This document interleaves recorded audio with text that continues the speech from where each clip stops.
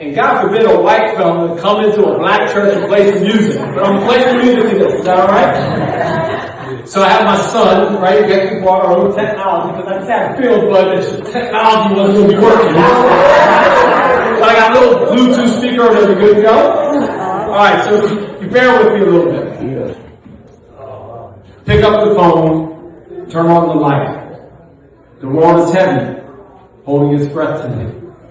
Suffocating in a climate of half-to and fear, where the lines are drawn deep and the vision isn't clear. But I don't recognize that world. I see a different view, because I was raised on a grace that is honest and true. It started at home, where the first seeds were sown to my mom and my dad, the greatest love that I can show. I was a white kid in Penllyn, with a lot to pursue, but I never felt like an outsider in the eyes of many of you. While the country was screaming, you stood miles apart by leading with a grace that was written on the heart. I think of the porches, I think of the grace, I think of the school field, our gathering place. I think of the generation that stood in the gap through the 50s and 60s, redrawing the map. Lucille Stanford, Mr. Holmes, Mr. and Mrs. Holmes knew, Brittany, Mr. Williams, her dad, the wisdom that leads you. The Stewart family, Ralph Lowe, Raz Newman, who showed me a love that was totally human. In an air of tension and ignorance and strife, you poured love and knowledge into a young white boy's life. You go past the anger, the struggle, and the pain to ensure that hatred will not leave a stain. And I think of Nanny's grandmother. I stared so bright. I remember those trips as a boy, the laughter of light. You see, we hit the road for Atlantic City on a mission to find the world's rules in every tradition. On this long time car ride, she was making me strong. And the wisdom has helped me open so many doors. I sat at a table when a president called my name. I walked to see one sideline as a head football coach in the game. I learned from the best, Dick Vermeil and the Chiefs, absorbing the grit, the soul, and the breath.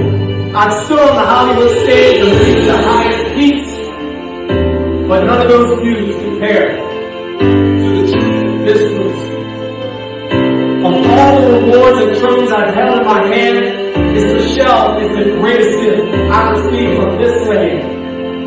I named the elders who didn't just watch me grow, they gave me a courage that only faithful could know. My journey has taken me far, but I've landed back in the fold. In a community of color, the same stories are told. In the Bahamas, with Michelle by my side, we're pushing back the weight to fight oppression and replace the world's anger with better faith.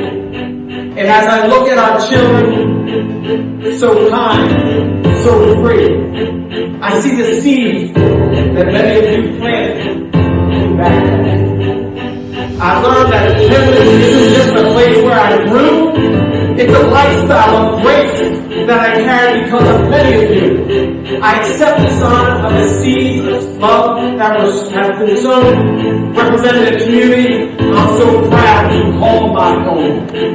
I take my responsibility to show a broken world what you have shown me, that the lessons of the past are the only way to set the future free. So I pray we don't meet today's world's anger with a different wrong.